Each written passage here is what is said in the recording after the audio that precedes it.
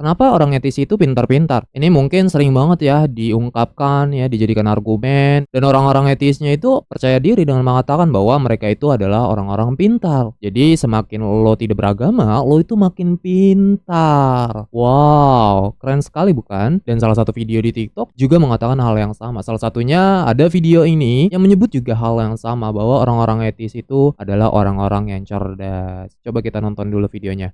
Tidak perlu Tuhan untuk melanggar hukum ini. Makna lainnya, dia anggap alam semesta ini tuh nggak perlu adanya Tuhan, karena semua yang terjadi bisa dijelaskan dengan rumus. Ada juga riset dari 63 sumber, kalau orang semakin bodoh itu bakal semakin percaya Tuhan, sedangkan orang semakin pintar justru semakin agnostik.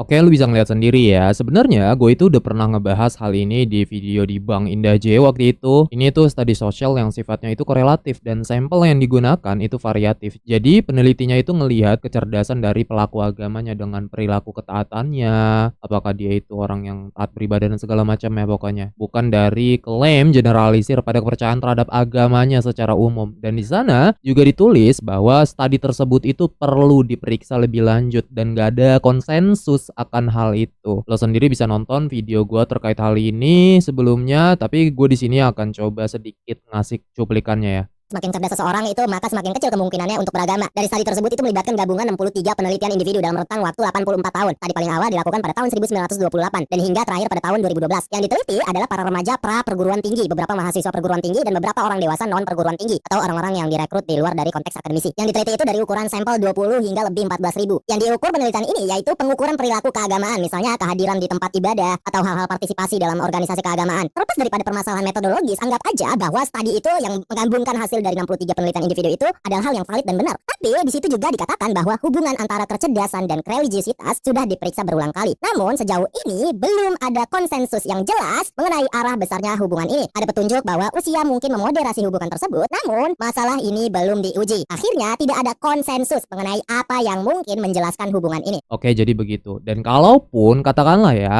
kita itu menerima hal tersebut, oke? Gak apa-apa, kita setuju aja, oke? Memang ada hubungan antara religiusitas dan kecerdasan manusia. Jadi orang-orang yang religius itu nggak cerdas, mereka itu IQ-nya rendah dibandingkan dengan orang yang nggak religius atau orang-orang etis, yang mana mereka itu lebih cerdas, mereka itu lebih pintar, mereka itu lebih jago dalam bidang sains dan teknologi. Sedangkan ya tentu orang-orang beragama itu terbelakang, mereka itu nggak cerdas dan nggak pandai dalam sains dan teknologi. Nggak apa-apa kita bilang aja begitu, oke? We grant you that. Tapi ada juga studi yang membantah klaim tersebut. Salah satu studi dari Journal of Religion and Health yang dipublish oleh Springer dengan judul The Myths of the Stupid Believer, the negative religiousness IQ nexus is not on general intelligence and is likely a product of the relations between IQ and autism spectrum traits. Jadi ini tuh jurnal yang ngebantah studi-studi yang mengatakan bahwa orang beragama itu bodoh dan menyebutnya itu hanya sebagai mitos. Dan studi ini mengatakan bahwa korelasi itu bukan karena kecerdasan umum yang rendah, melainkan karena adanya keterkaitan antara nilai IQ dengan sifat-sifat autisme. Jadi kemungkinannya orang ateis yang IQ-nya tinggi itu ditemui hanya pada orang-orang autismenya yang nggak pada religius. Jadi semakin autis Anda, semakin cerdaslah Anda, dan semakin tidak berlimanlah Anda.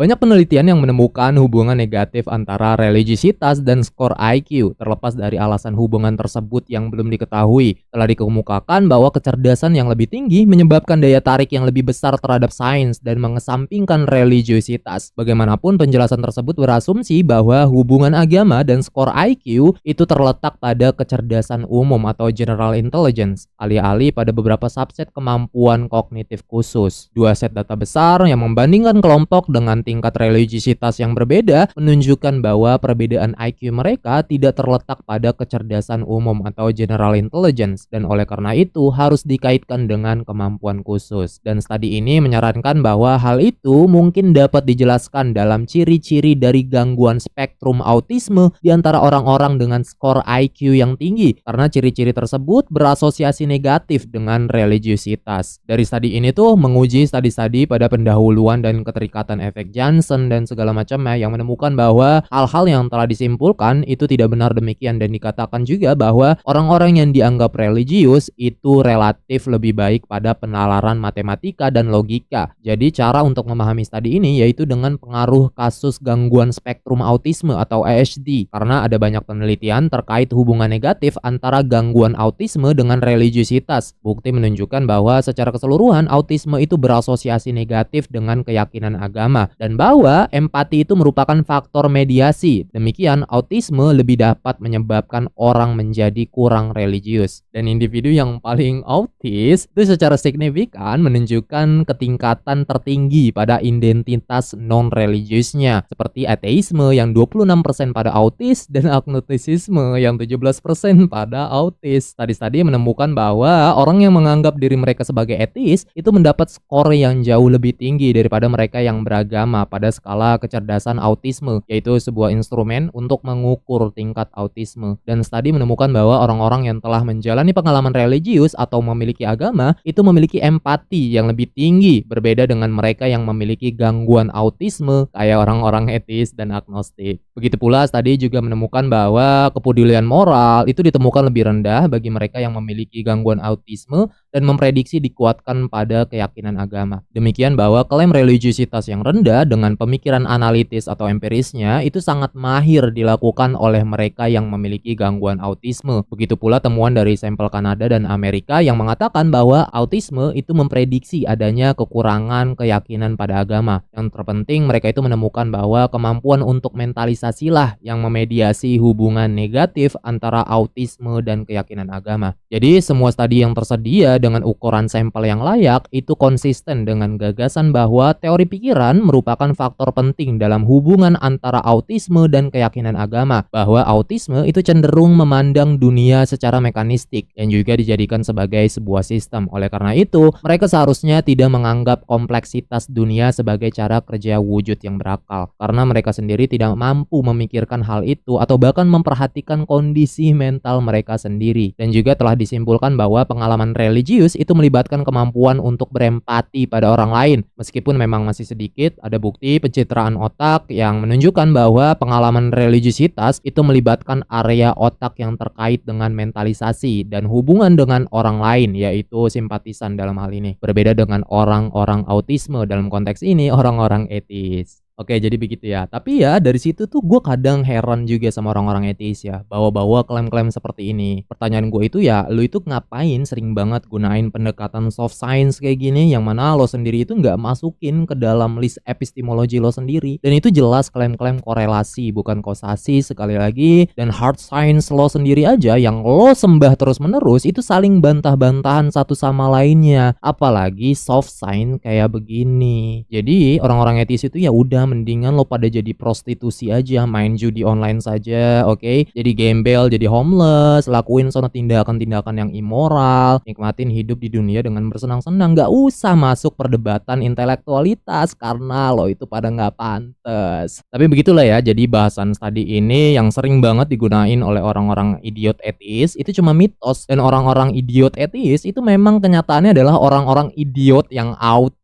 Karena fakta ya bahwa ateis itu mendapatkan nilai tinggi pada tes IQ bukan pada general intelligence atau kecerdasan umum, dan hal itu karena gangguan autismenya yang menyebabkan skor IQ-nya itu lebih tinggi. Dan memang terbukti bahwa mayoritas ateis itu adalah orang-orang yang autis. Demikian kesimpulannya dalam hal ini adalah semakin Anda ateis, semakin autislah Anda.